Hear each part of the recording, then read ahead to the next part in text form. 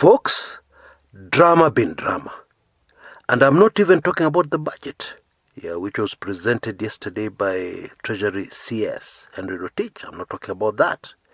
And neither am I talking about the incident, that happened at the Parliament Buildings car park yesterday between a male MP and a female MP.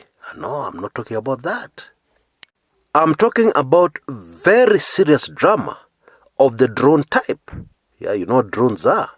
They're those small flying things you send up there and you monitor them, and they have cameras and sometimes they have weapons, etc., etc. That's what I'm talking about. But before we come to that, let's take a quick glimpse at the news in Kenya that has no drama. Same old, at least in my view. The annual budget, which is just the government telling us how they're going to spend money and how they're going to raise that money to spend, was presented yesterday in Parliament. And I will not waste your time or my time analyzing it, because we all know what is happening in Kenya currently. And in my view, there was absolutely nothing in the budget to suggest that somebody is trying to reverse the situation. You know, the best analysis I've seen so far of this year's budget was in the form of a cartoon. I believe you can see it on your screens right now. Somebody is reversing towards a cliff. When you assist somebody to reverse, you tell them, kuja.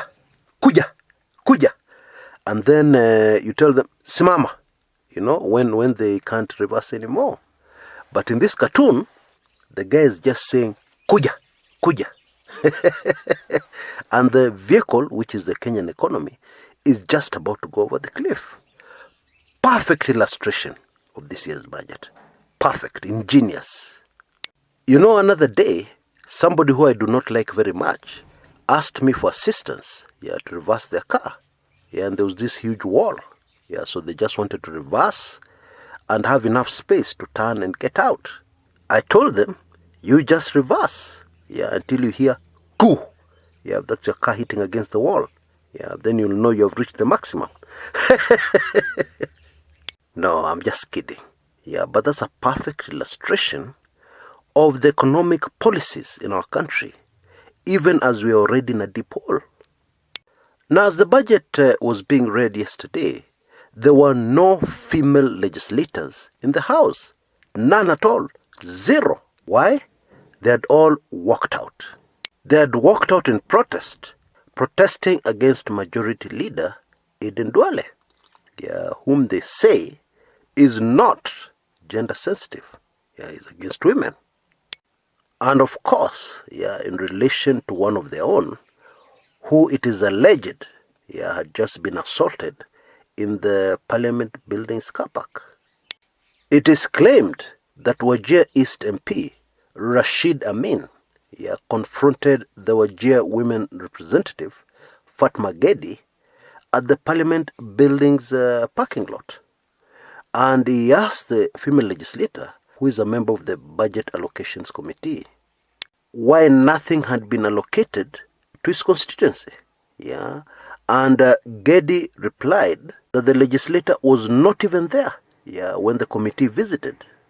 And then it is claimed Mheshimiwa Rashid Amin responded in abusive language. And then on top of that, punctuated his insults by punching the female legislator. Other legislators who were on the scene have confirmed this claim. Now, of course, I'm not laughing because a female legislator was assaulted. That is very serious. But those who are alert will know why I laughed. Legal issues. Honorable Gedi, of course, has already recorded a statement with the police.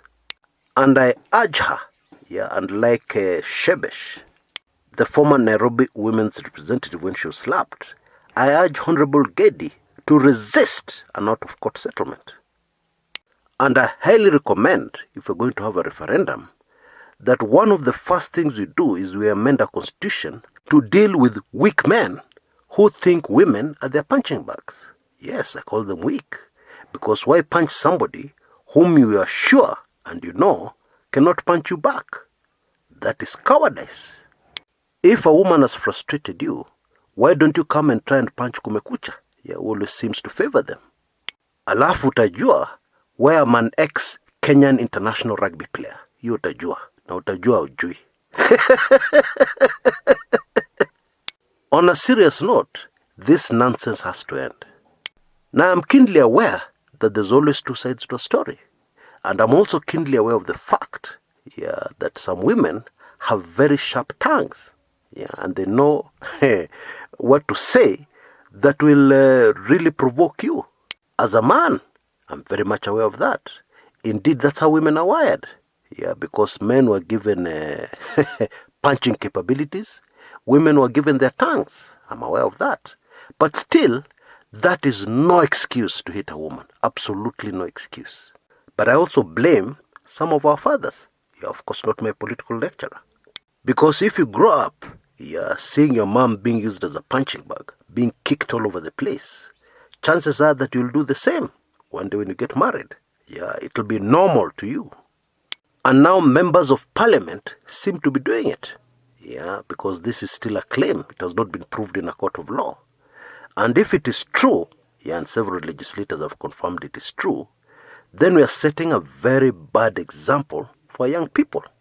We are telling them that it is normal to punch a woman if you don't agree with what she says to you.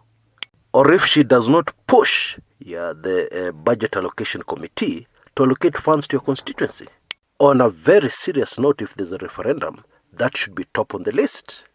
Maybe I should just summarize the alleged actions of this legislator in one new, brand new, Kenyan word. Labish. Not rubbish. Labish. Now on to drone manenos. Nairobi Governor Mike Sonko has issued a tweet, targeted at people he calls the special branch. Now, we older Kenyans, some of us have a problem adjusting to the new NIS, National Intelligence Services.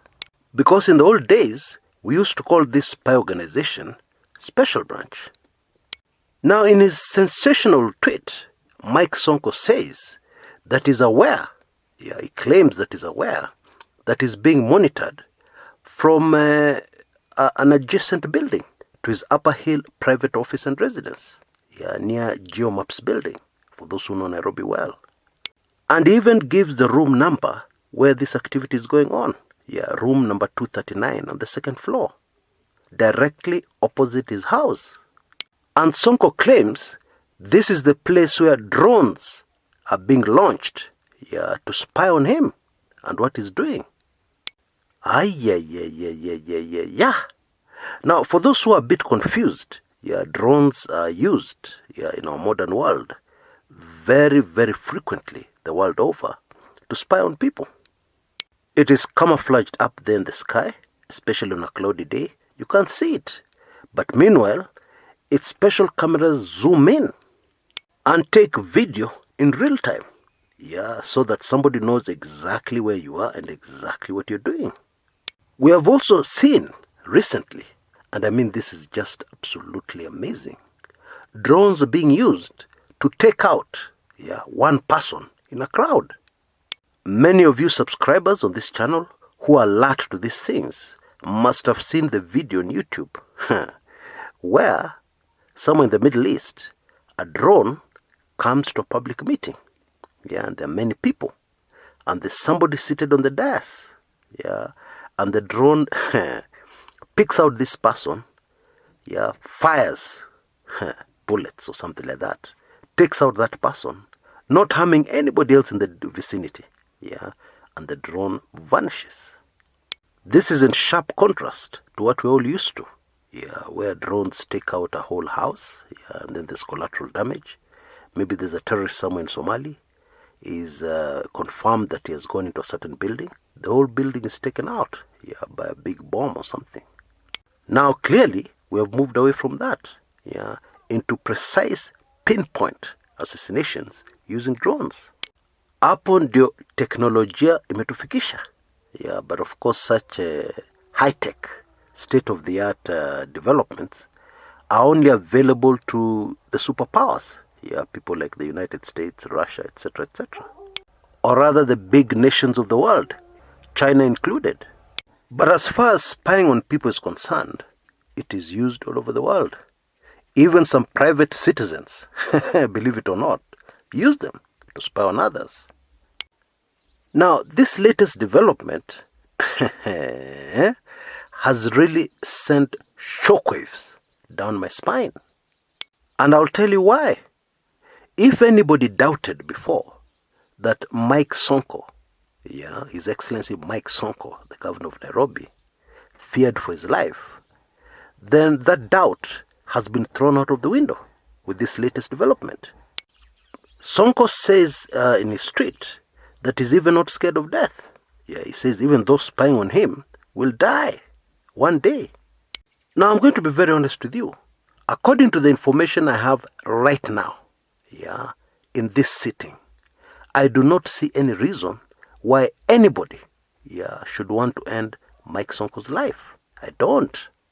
Still, it is clear that Mike Sonko fears for his life, and is taking all the drastic measures one would ordinarily take, if they fear for their lives, and if they think the people after them are the deep state. But the puzzle and mystery, at least for me, is why? What has Mike Sonko done? If indeed it is true, if indeed is correct. Now, of course, you cannot rule out that Mike Sonko has done something, which he has not told us, which is keeping away from us, information that we don't have, that would make everything make sense. There are some certain things you can do that will leave certain people with no other option. Let me just leave it at that. So, we don't know. But also in my view, this latest tweet from Mike Sonko has just taken things overboard. For instance, he has released information that certain people would not want the public to be privy to. Yes, it is information many people are already aware of. It is information many people would assume, those who know these things. However, this guy has just anchored it out there in the public. For economists in Kenya, who are not aware, at least it partly explains, where there's always such a huge budget allocation to security. These high-tech toys are not cheap, although toys is the wrong word to use. Still, one has to admit, that this latest move made by Sonko is the perfect defensive move, in case, what he's saying is true. In some instances, the only way to defend yourself is to expose. Although the move is not surprising, because Sonko has money, and money can buy a lot of things, including some excellent advice, to deal with certain problems, indeed if that problem exists. But I want all you guys out there, to be certain of one thing, those who are saying that this was a move by Sonko to divert attention from the way he treated Nairobi women's representative, Esther Passaris, on Madaraka Day, that possible theory can now be ruled out, because this tweet from Mike Sonko clearly comes from somebody who has almost panicked. When you start talking about death so openly, that is a person who has panicked. Wah! Hii maneno. I will of course be keeping a very close eye on developments of this front on your behalf, as usual. Until next time, this is Chris Kumekucha.